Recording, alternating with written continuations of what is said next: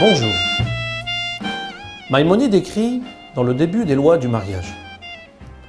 Avant le don de la Torah, si un homme rencontrait une femme et que tous les deux désiraient se marier, l'homme pouvait l'emmener chez lui, avoir des rapports conjugaux avec elle, et ainsi elle était considérée comme mariée.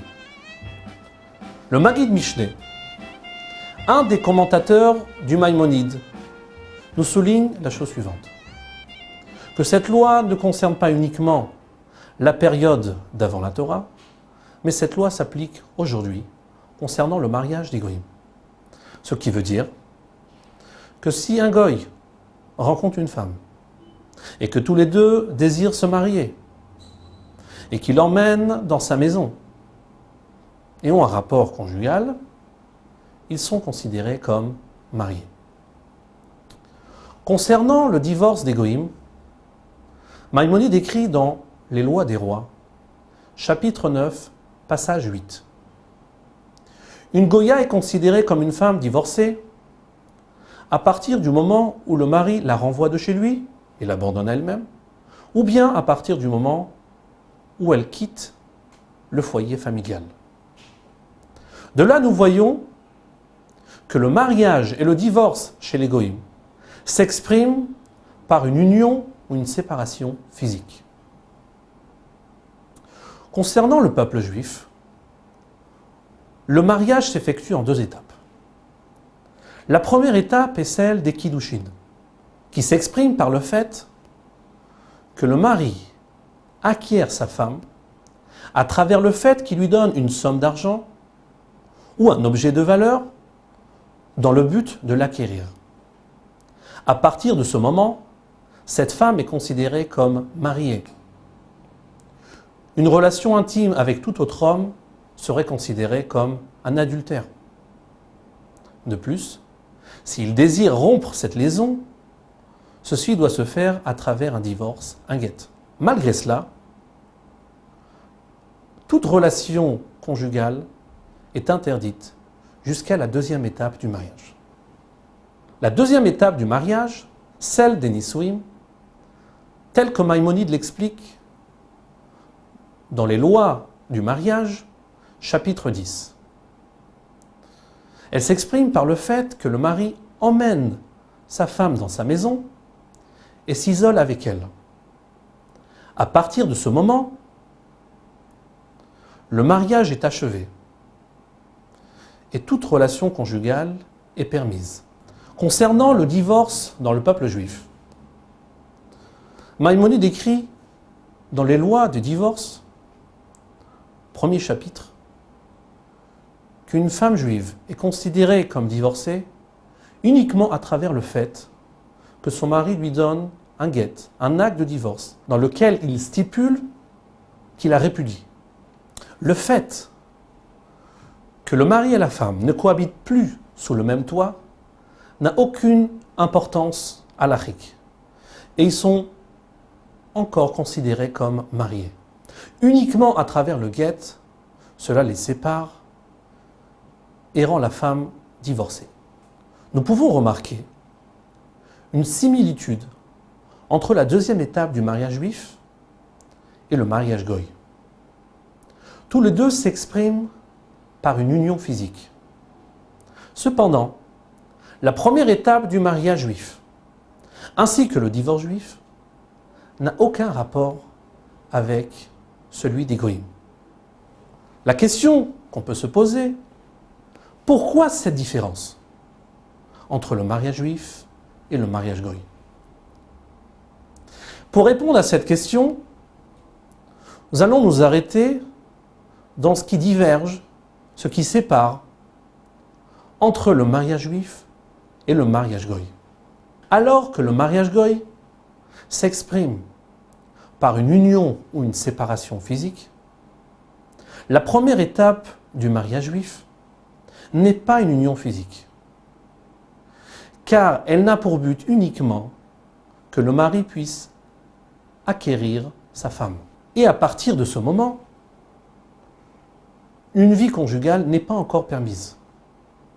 De même concernant le divorce juif. du fait que la séparation du couple, le fait qu'ils ne cohabitent plus sous le même toit, n'a aucune importance, et le divorce doit passer uniquement à travers le guet. Ceci nous fait comprendre que le divorce n'est pas uniquement une séparation physique. De ce fait, nous comprenons que dans le mariage juif, mis à part l'union physique, il y a autre chose qui unit le couple. Et donc la question qui se pose, quelle autre union que physique peut exister dans un couple? Pour répondre à cette question, nous allons ramener quelques passages dans le Talmud et dans le Zohar. Dans le Talmud, traité Yebamot, page 63a, Rabbi Elazar nous enseigne: tout homme qui n'est pas marié n'est pas appelé Adam, n'est pas appelé homme. Du fait que Dieu appela Adam et Chava en tant que Adam, l'espèce humaine, uniquement après leur union.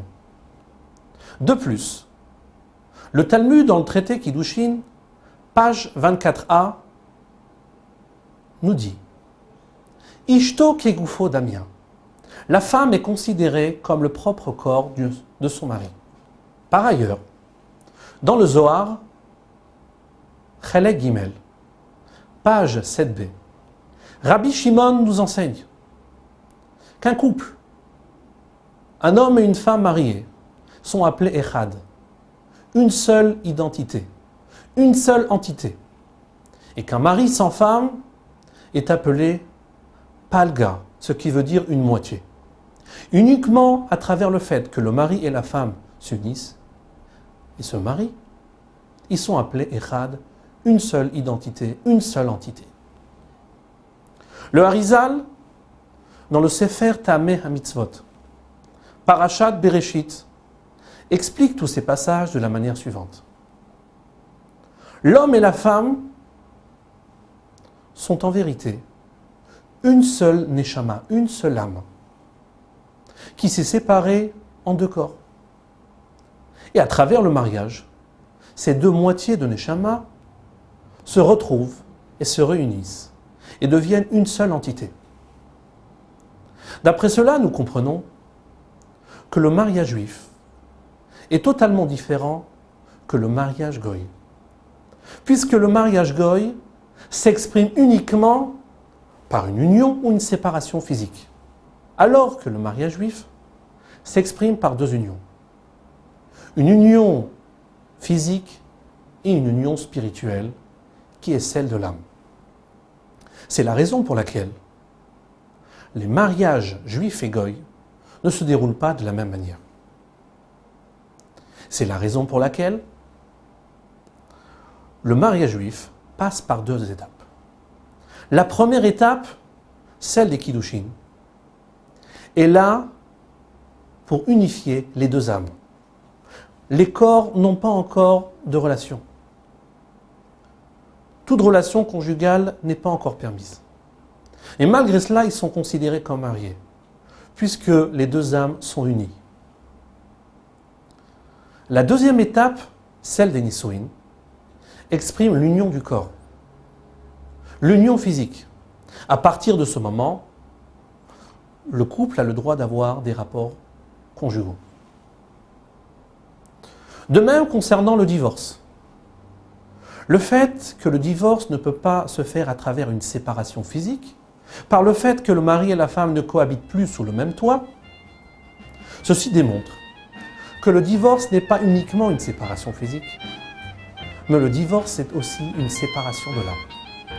C'est la raison pour laquelle ceci doit se faire à travers un get, un acte de divorce, à travers lequel les neshamot, la neshama, ces deux moitiés de neshamot qui se sont unies à travers le mariage, vont se séparer et redevenir dans la même situation qu'ils étaient avant le mariage. Shavuot Tov.